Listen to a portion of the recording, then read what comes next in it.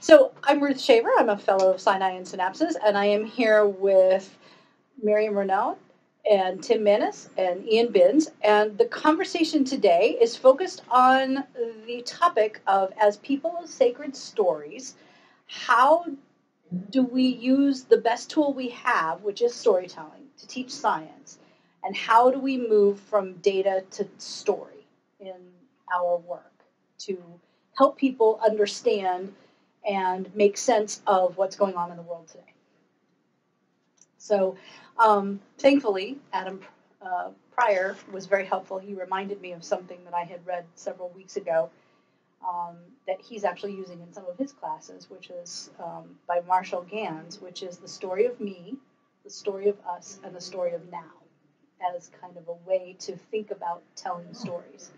And I like that. I like that format. So if we were thinking about the story of me with regard to, let's say, the climate change report that came out, or what you do because of climate change and because of your awareness, what story would you tell about yourself to introduce that topic to somebody?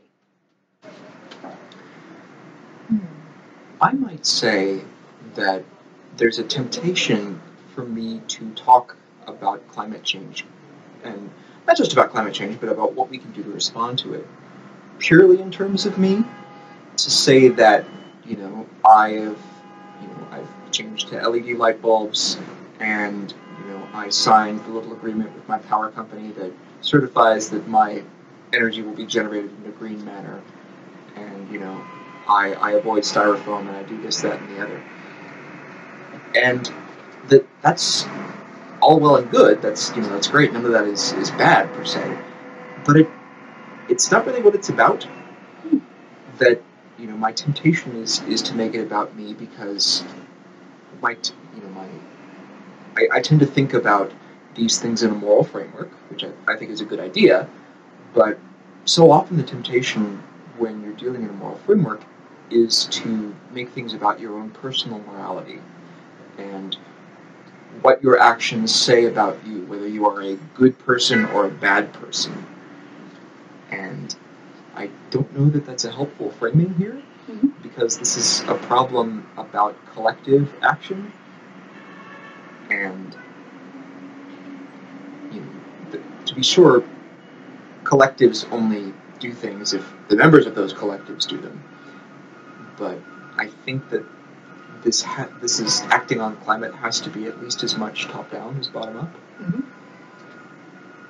The story I would tell. Were you done? Yes. Okay. Sorry. The story I would tell is that I live in Chicago, and since we've become more and more aware of what cities around the country are going to be most affected by climate change, I've suddenly become actually grateful that I made the choice to live in Chicago, because it will be one of the places in the country that will be the least affected. Mm-hmm. So I've actually researched how Chicago will be affected. It will be affected, of course, like everywhere else. We'll have more rain. The rain will be harder. It will last longer, for example. But we won't, we won't suffer from the rise of oceans or from hurricanes or so I expect that at some point real estate, this is a story of me, real estate will become more valuable in Chicago, because people will start to leave those areas and they'll be looking for safe cities like Chicago. It's even affected how, for example, where around the world will it be safe to travel because of climate issues. So to my great surprise, I've discovered, for example, that London, which relies on surface water, is going to go dry. I mean, they're right by a river, right? Who would have ever imagined that London or Paris will suffer greater flooding? The Seine runs through it, and so there will be more rain, and so the level of the water will rise, and there will be flooding. So all of a sudden, I see where I live and where I travel in terms of how those places will be impacted. My mother's house in Colorado Springs, she did not know that she had bought into a fire zone. It appears that in Colorado Springs you don't have to divulge that information, and so her house burned down in the Waldo Canyon fire. So I've actually also been personally affected by an incident that was probably related to climate change. So this area had never burned down as far as I know, and here she lives there and her house burns down. So I've witnessed the consequences to my mom, who was already in her 70s, to lose her house and everything in it. And how that still carries out. She goes to her cupboards looking for something that she had her entire life. And, it's not there. There are things in there from Goodwill that she's collected and that work just fine, but they're not the things that were familiar and comfortable to her. So that would be my story of me and climate change.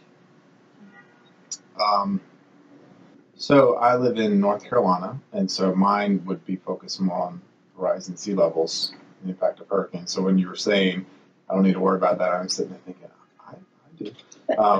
But you're right. And so, in my state, we rely heavily on tourism, the tourism industry for the economy. And so one of the things that I think people need to better understand is the impact of the potential rising sea level, or the rising sea level potential amount, and what that would do to the tourism industry in my state.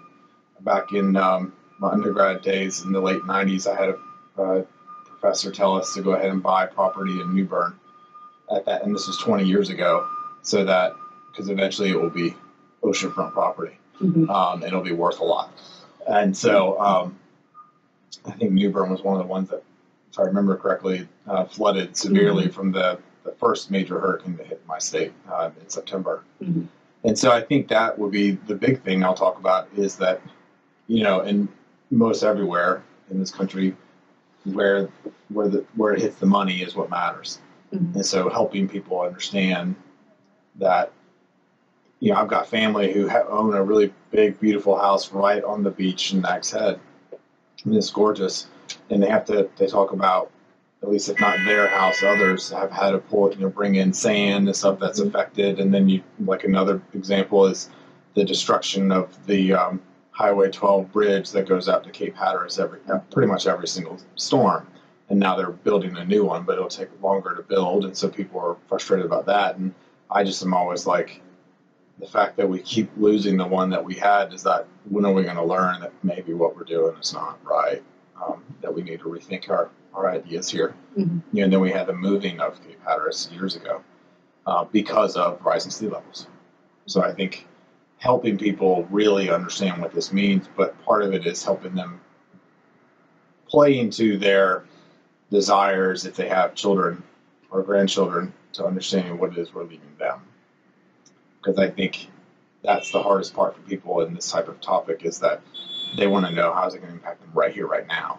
And we don't know that. And so this is more long-term projections. And so they want to know, well, wait, if I do this, it's going to affect my pocketbook this way, so then I won't be able to, put food on the table or something like that, and be able to take care of my family, so I'm not going to do that. Helping them realize that, no, you would still be able to do that, and if we make some changes, we could also look at, well, what kind of world can we leave our children? That's a tough thing to do. It is a tough thing to do. Well, and for me, my parents live in Corpus Christi, Texas, which was originally where Harvey was taking dead aim. It went in as the crow flies about 15 miles north. And so the city kind of avoided the worst of it, although it got some more significant damage than it's had in 40 plus years. So I'm keenly aware of the effect of climate change on my parents, who are aging in place. But Harvey, Harvey was the one that sat over Houston. That sat over Houston, right. Exactly. Right. So, but I have friends who had significant damage, who were either places where people came as refugees from rising water, or people who were displaced from that, who in some cases were displaced for a second or third time in as many years from rising water in Houston. So, that the impact of that just to make me aware of that.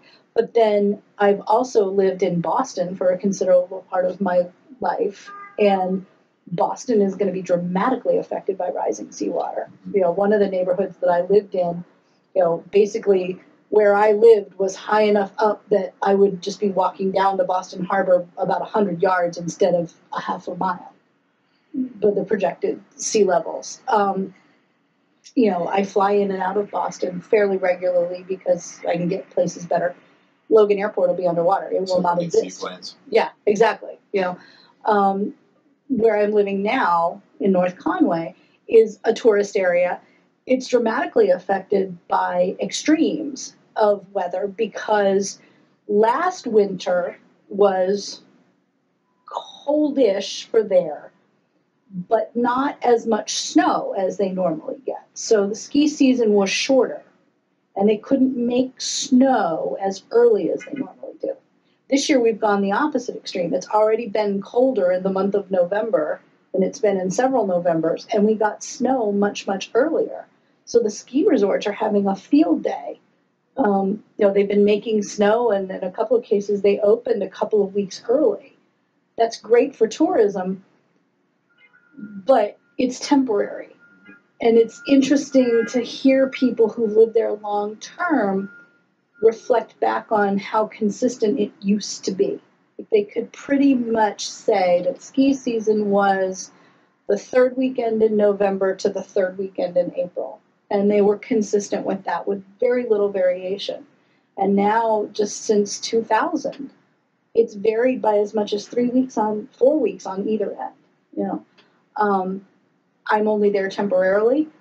I'm aware that wherever I go next as an interim, the climate change issues are going to be completely different. So I'm going to have to be aware of that and how that kind of changes how I even do ministry with people. Because if I'm going to a place where it's more prone to flooding or more prone to extreme storms, that's going to have a play in how I do my ministry. For me personally, I'm keenly aware of the fact that one of the things that I could do on my own to make even the smallest difference is to not eat as much meat. I have the wisdom of that. I have the knowledge of that.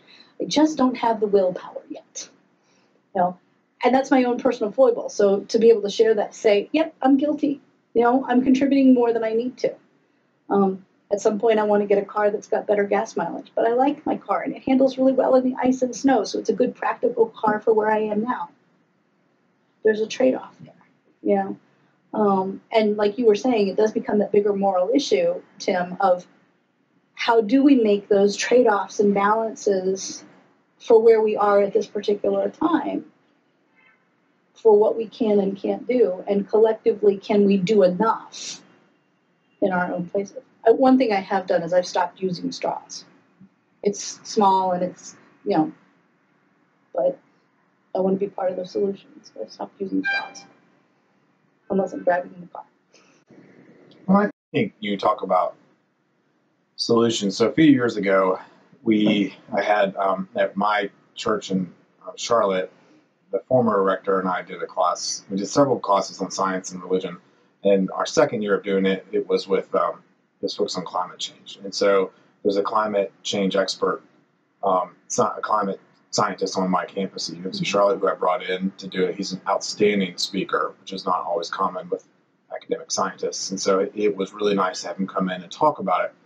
And so he ran out of time to be able to present, to really get into the solutions and stuff. So we had to touch on that later. But at the end, a woman came up to him and said, a member of my congregation just kind of said, well, it's such a dire situation. What do we do? What do we do? And it made me think about, was it you who talked about earlier who said it was a dire? Someone talked about, maybe it was Jeff mentioned when we first got here, about how the new report that came out paints a really scary and dangerous picture of what do we do, and so that gives people the idea that they need to there's nothing we can do, so forget it. And I know that, the talk is that if we still do nothing, and we'll get to a point where it's too late. And I refuse to believe that. I refuse to believe that it'll be too late. It may be that it's harder to make improvements that we want now, but the way I look at it is I've got 8-year-old children. if I go into this with the mentality that it's just too late, there's nothing I can do, what's the point, right? If I need to do something for them.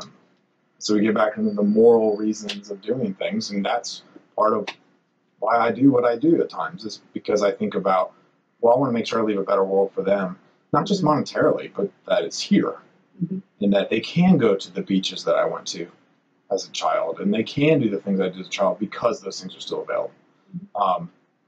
And so I think that's one of we were talking about with an earlier group about the narrative, and I think part of the thing to be careful with is how it's presented. If it's presented as a dire situation that there's really no chance, then the people that we may convince to try to do something may just say, forget it, I'm giving up.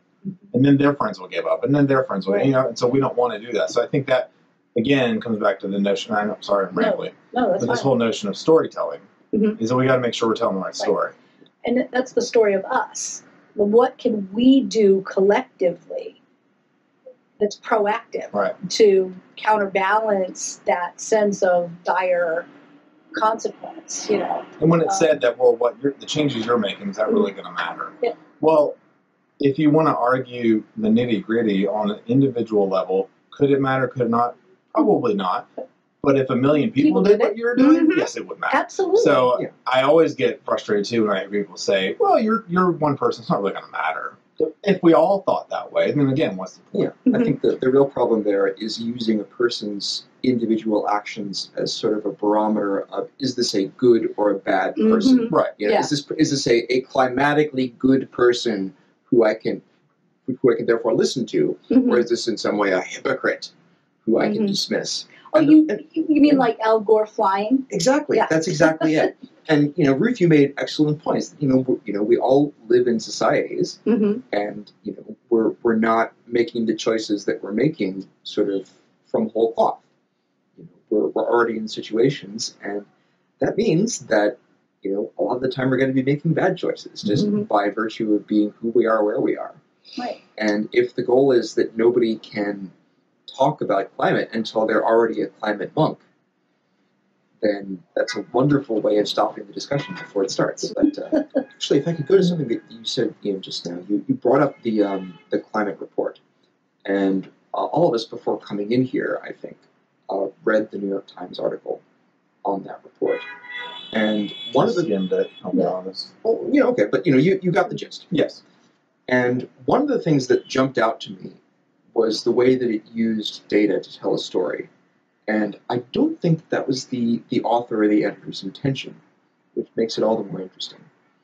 Now I want to read it. Because the numbers, the data that were closest to the headline were the ones that said, climate change will take off N billion dollars from the U.S.'s economic productivity. It'll mean a shaving off of X percent from the GNP. And the fact that those are the data that we're using, that we're talking about in monetary terms, tells us a lot. And I don't mean to make this, just a rant about money, because it's true that, those figures are a way of talking abstractly about, about tourism, say, and about people's livelihoods. But the problem with focusing on economic data like that is that money is fungible. And I've already seen people saying online that, well, is it really a good cost-benefit analysis to say that, we're going to shave off so much of our economic activity this year to avoid this much farther down the line? And I think that's already conceding too much.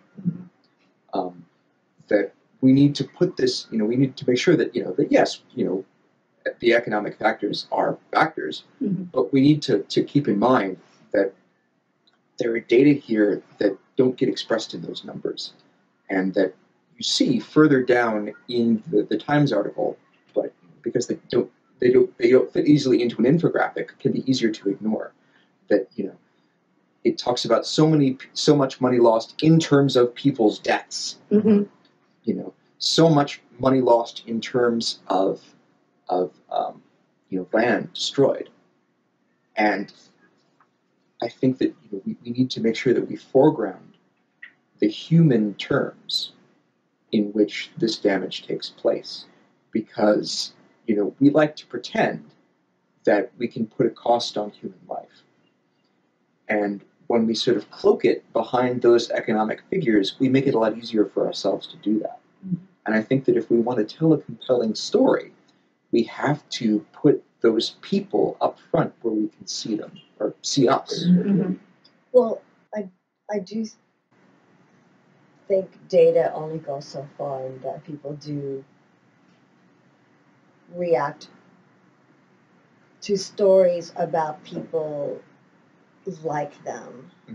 So, for example, the story of your family with this beautiful home that's had to put sand to protect it, or other homes nearby, or perhaps will have to be lifted up on stilts to avoid being washed away. Mm-hmm. And those stories have resonance in unfortunate ways that, say, if you talk to me about a family in South Africa, might not, mm-hmm. because I don't really understand what their lives are like, but I can understand the story of this beautiful home that's perhaps been in the family for generations. Or I can tell the story of my mom's house burning down, and I think people can relate to that.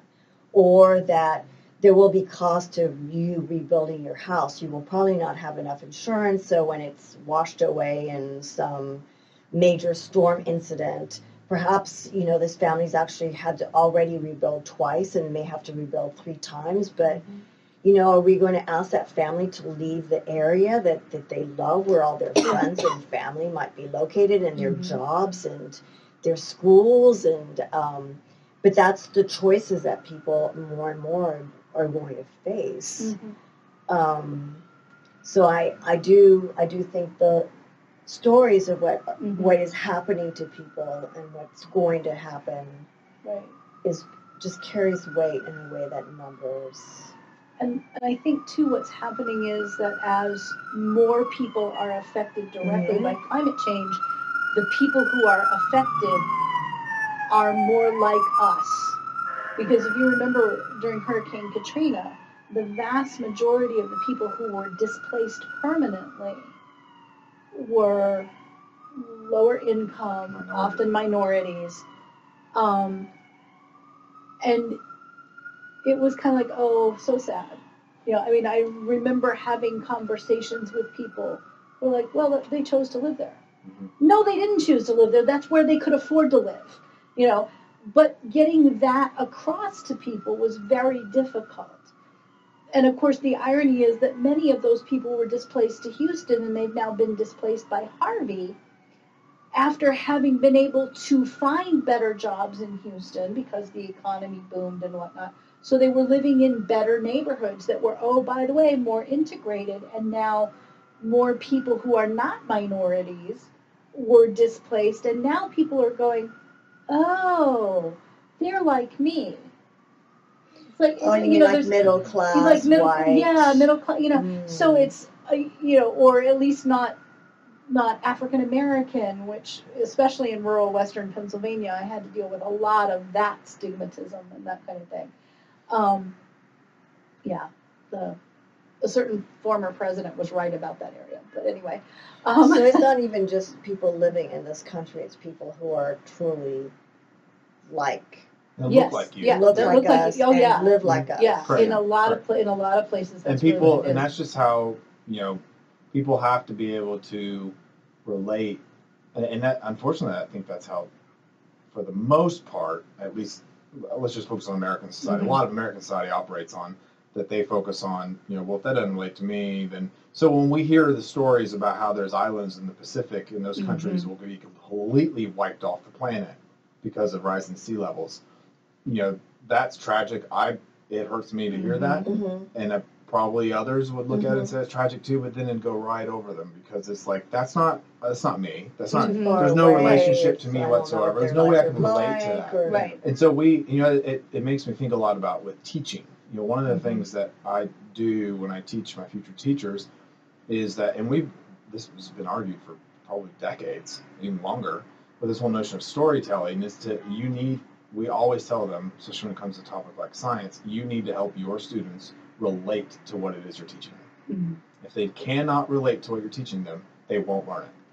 Some will, but the majority will not. Mm-hmm. And we know that. Because they won't see how it matters. Mm-hmm. You're right. And then they'll ask that age-old question of, Why do I need to know this? Why Right. does this matter to me? Blah, blah, blah. So you have to figure out ways to help them, no matter what community you're in. It could be a very small little neighborhood, how those individuals can relate to the topic that you're teaching. And this is, I suppose, where we as religious professionals ought to make use of the religious stories that we're accustomed to, that focus on welcoming the stranger and opening our circle of people like me, quote unquote, to embrace everyone. Because that circle is going to be pushed further and further in. It'll become narrower and narrower. I see. I think that part of the way that people try and insulate themselves against feeling compassion from others is with that exact they chose to live there. Mm-hmm. There are certain places on the planet that we as relatively wealthy people living in the U.S. have sort of crossed off the list. Mm-hmm. So that's the sort of thing that happens in a place like that. Mm-hmm. And I see that sort of language creeping farther and farther. We see it in the way that people talked about Puerto Rico. Oh yes, I was going to say that. That's a third world country. We can't expect. Right. And never mind that it's a Territory United States territory and Right. they're They're American Americans, citizens. yeah. Exactly. In California, it's that's fires happen there. That's just down to the way they do things out there. None of my business. I can't change that. Well, I think I agree. I think also that where religious leaders come into can really make a difference is that I think religious narratives are such that they talk about sacrifice.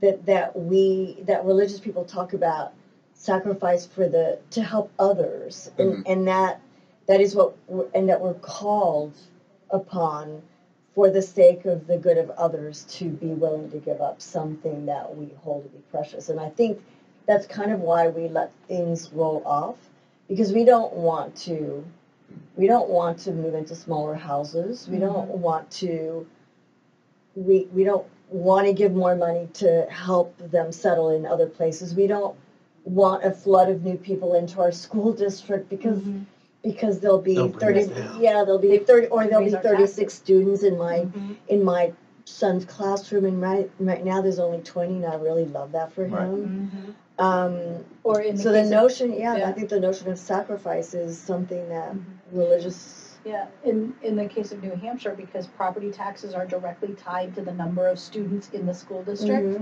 I was talking to somebody who had been on the town council in his town, which has partial control of the school budget, and there were 3 new families that moved in with a total of 7 kids between them, and people were upset that these families moved in because it raised their taxes by $100 a year. And it's like, these families moved here because we have a good school system. And so it was like, the sacrifice for $100 per family, that kind of thing. It reminds me, we were talking earlier in our big session, and Jeff mentioned the what was it, the Adam, Joseph, and Jonah, or whatever it was, that cycle, the 3 that had to do with as climate change kinds of things, or maybe Rachel mentioned it, but I was thinking about Joseph and his foresight from the vision that he had to save up 20% of everything that was grown over 7 years to prepare for a famine that would last for 5 years, or vice versa, whatever it is. It's like, we don't do that kind of thing, unless the Latter-day Saints do. They have their storehouses and whatnot, but most of us, unless we're doomsday preppers, we don't do that kind of thing. We don't save, we don't stock up, and as a society, we certainly don't invest in future-related things to be prepared for it, because it's sacrificial. I think just as a side point, it's also good to point out that in that passage, Joseph takes action. Yes. There's not an attitude of well, I, Joseph, and my people, we are beloved of God, and therefore God will provide for us, so we don't have to do anything. Mm-hmm. The form that providence takes is we find it. We need to know what's going on, and we act on that knowledge. So instead of doing what, let me make sure I'm understanding correctly. Sorry to interrupt. Please. The whole notion of there are many people who argue that we shouldn't do anything about impacting or adjusting or fixing climate change, however you want to say it, and the ramifications of it, because God will provide. God won't do this. Joseph kind of countered that argument. Mm-hmm. Because Joseph had the vision. Right. So once he had the vision... So he could have said, well, God will provide, so there's right. nothing for us to do. But instead he right. acted. But he recognized that the vision was God's way of providing. Mm-hmm. So how do we then, follow my train of thought here if it goes to a station,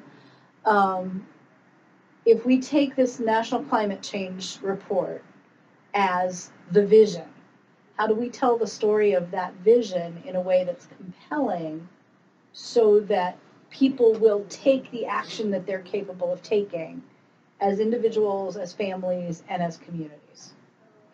Even if it's one community of faith at a time or one individual family at a time, how do we get people moving along that way so that the next report or the report after that is slightly less dire?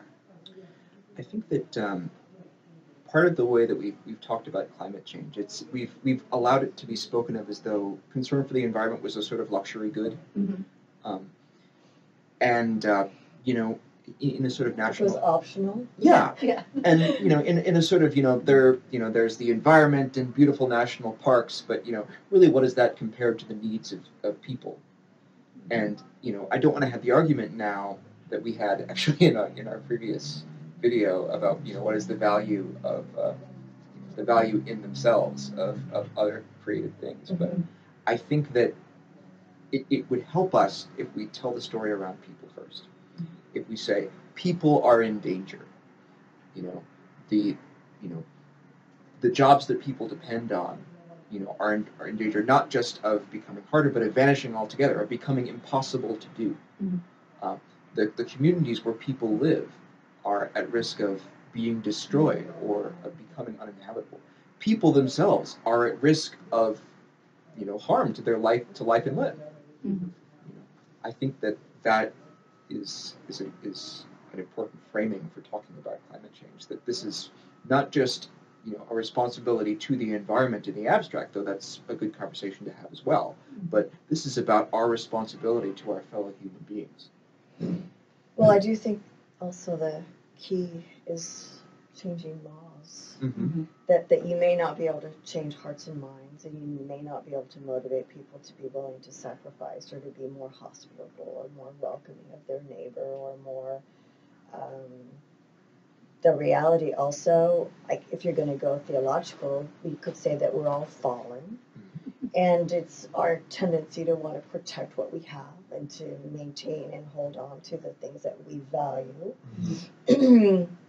And so perhaps ultimately it's advocacy, it's lobbyists, it's changing the law so that those who would look the other way are really actually compelled to change their behavior, whether it's something that comes from within or without, that we can't wait anymore for people's consciousness to change around climate change.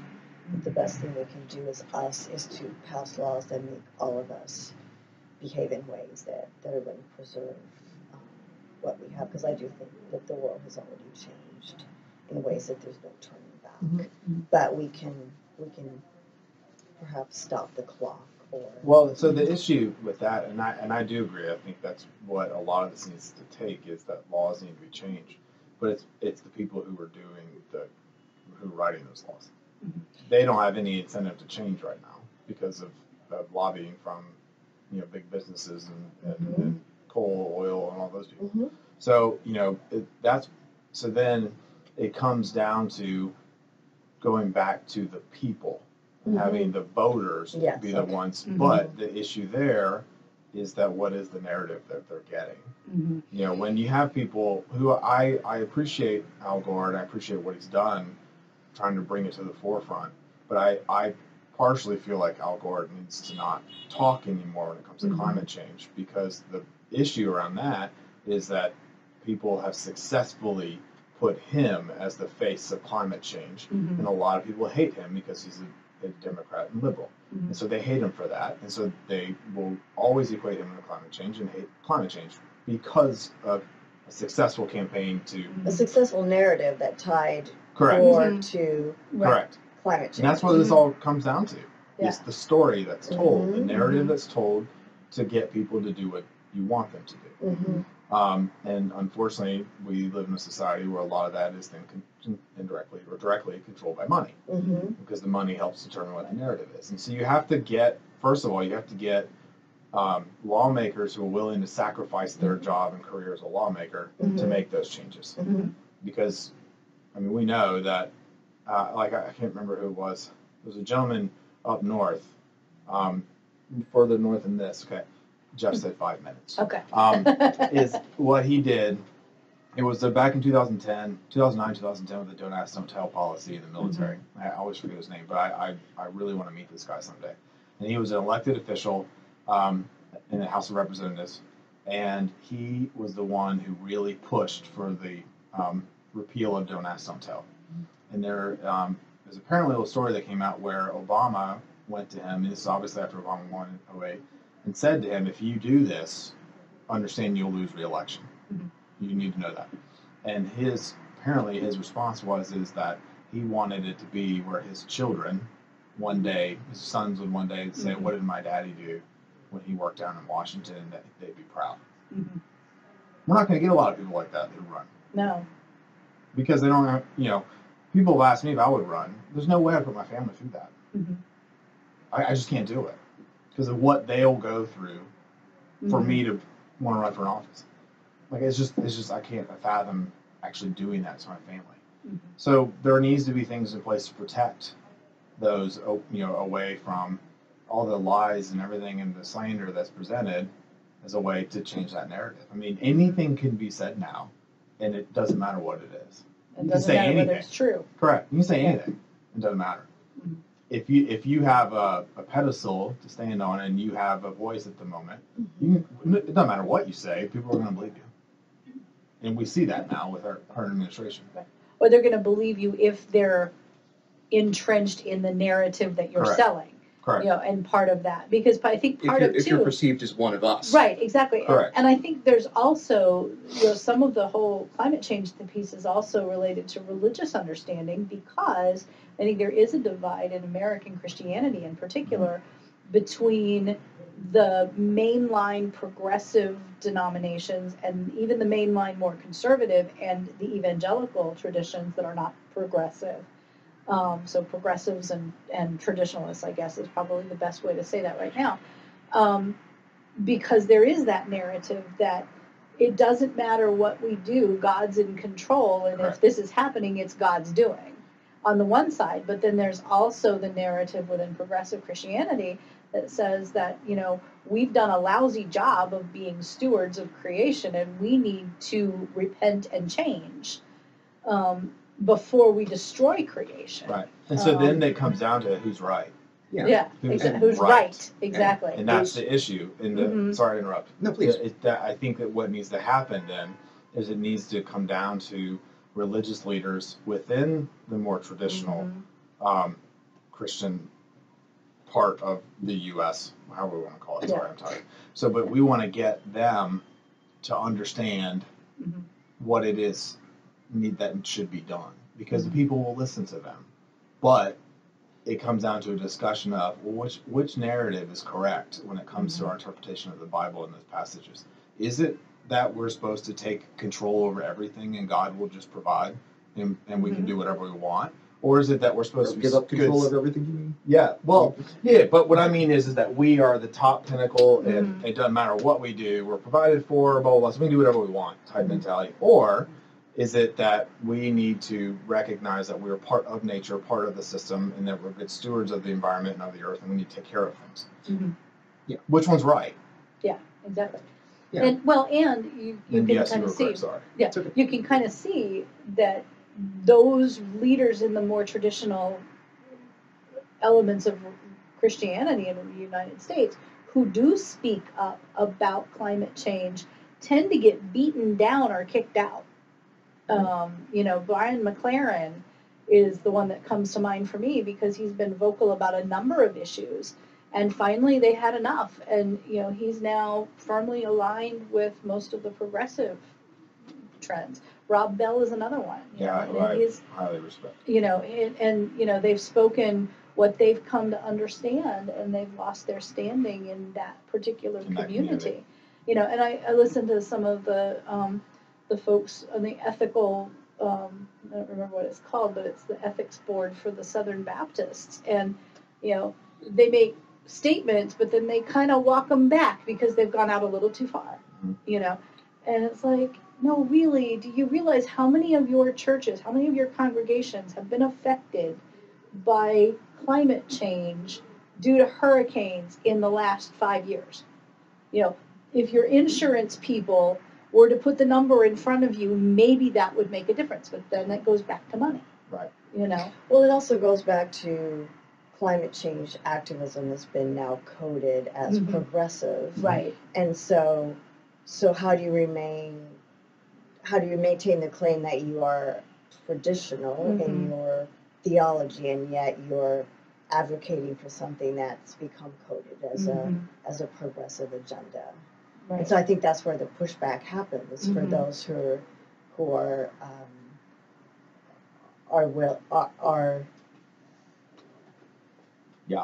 stepping into that territory. And I think the biggest thing, and we talked about this earlier, is that to recognize it takes the sacrifice. If you are a religious leader in that community, you are potentially sacrificing your standing within that community and your relationship with all of those people. Yeah. I'm sure we all can think of people who, as they were growing up, were taught in the more fundamentalist, or grew up in a more fundamentalist household. They get to college, something happens either in college or elsewhere that changes their perception of things and how they view that particular way of believing, and they're ostracized for it from their entire family. In the same way that you were suggesting that politicians should be willing to take a stand, even if it means that they're not reelected, you're suggesting that some religious leaders need to be willing to take a stand, even if it means that they because unfortunately that's the way it is. Yeah. Unfortunately, that's how it works right now. And it isn't just in the traditional congregations either. There's some progressive congregations that have elements of conservatism within them, where if a pastor takes a stand, it could mean their livelihood. And I will not say the person's name, but I know someone personally that happened to. Yeah. And if you think about too, over a decade ago, the Episcopal Church split because of Gene Robinson. Right. They opened a gay bishop, and he was, elected as a bishop, consecrated as a bishop, and because of that, some of the more conservative parishes and conservative congregations left the Episcopal Church, completely left it, and created the Anglican Church of America or something like that. Which is in the Diocese of Nigeria or something like that. So they're completely different now because of that one thing. And for those of us within the Christian tradition, Jesus is very clear. This is the sort of thing that will happen if you try to do the right thing. Exactly. Yeah, it really is. It's interesting because, of course, the first Sunday in Advent is this week, and the scripture passage is from Luke 21, which is an apocalyptic passage, talking about the signs and portents. And, I was very happy that this was happening this week because I can focus on this sermon from what we've talked about. So you're suggesting kind of imitatio Dei. Yeah. What is that? Imitation of Christ. Imitation of God. Okay. Yeah. Exactly. It is, and it's tough, and it does, but it goes back to that sacrifice. It goes back to that notion. So the question I will leave us with then is, what story of sacrifice does the narrative need to become so that people are engaged with it? How, what can we reach them with to get them oriented toward it so that they can then perhaps make other sacrifices down the way. I sacrifice a straw in my fast food beverages and at restaurants. Well, one thing I'm sorry. That's okay. That I want to end with is, at least for me, I know it dominated, and I apologize. Is so with some of the stuff I do on social media and me trying to fight or argue against the narrative of fundamentalism and how people view that as that's what all Christians are like. I've been called many things, and just like whatever. But what I've told people is that in my congregation, in my church, that and my religious leaders, that when we were going through the search process, and we now have hired our new rector, though, but the concern I was having is that did they have my back? And I know they did, but I would keep using the metaphor of if I'm going to walk out in that limb and it's cut out from under me, I want to know you're there to catch me. And I just kept having that image in my head. Well, then I went to go see a friend of mine. We talked about she's a counselor, and we just were kind of talking, and I mentioned the same thing to her. And her perspective was absolutely amazing. She said, well, why wouldn't you just reach for the other branch? And I was like, oh. She said, so you're making a sacrifice, which you need to make, but that's not the only branch that exists. There are other branches. Well, some might say God is there to catch you on. Right. Exactly. So, but I really appreciated that from her, because now I have a totally different perspective by her saying that one sentence. Absolutely. That's fabulous.